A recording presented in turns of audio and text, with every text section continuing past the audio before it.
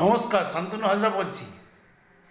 গত কয়েকদিন ধরে ইন্টারনেটে বাংলাদেশের ছবি দেখে মনে খুব খারাপ লেগেছে, কিন্তু যা দেখলাম হাড় হিম করা ছবি।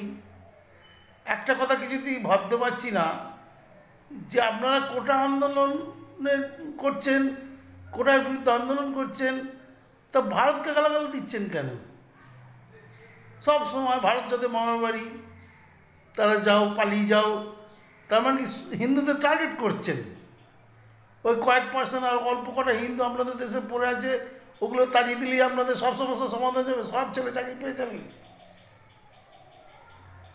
আপনারা নিজেরা কি করলেন?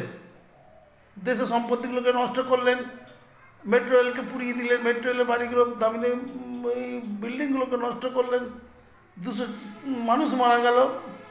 এগুলো কি করলেন? এগুলো আত্মঘাতী হামলা। এসব করে আপনাদের কোনো লাভ হলো না। বলতে যাদের গালাগাল দিলেন, আমাদের ভারতবাসীদের কীভাবে গালাগাল দিলেন কদিন ধরে? এ তো কোটা আন্দোলন নয়, এ তো অন্যায্য। আরও খারাপ লাগবে, এদেশীয় বামপন্থীরা আপনাদের সমর্থন করলো। বামপন্থীদের মানুষ একটা শ্রদ্ধার চোখে থাকে, বিশেষত বাঙালিরা।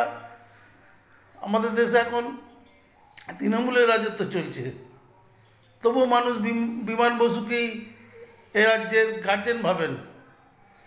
তো তারা কী করলো?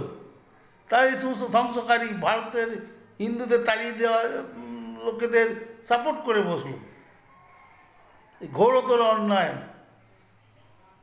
ঘৃণা করি, ধিক্কার জানাই সেই সমস্ত বিক্ষোভকারীদের, যারা নিজের দেশের আন্দোলন করতে গিয়ে আমাদেরকে ভারতীয়দের ওইভাবে গালি দিলেন কদিন ধরে।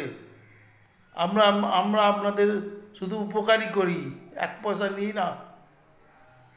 আপনারা বেঁচে আছেন আমাদের জন্য, আপনারা শান্তিতে থাকেন আমাদের জন্য, আমাদের মিলিটারি, আমাদের পুলিশ আপনাদের গার্ড দেয়। আপনারা সারাদিন ধরে শুধু আমাদের গালাগাল দিলেন, আর নিরীহ কটা হিন্দু পড়ে আছে আপনাদের দেশে, তাদেরকে আশঙ্কার মধ্যে ফেললেন। ধন্যবাদ।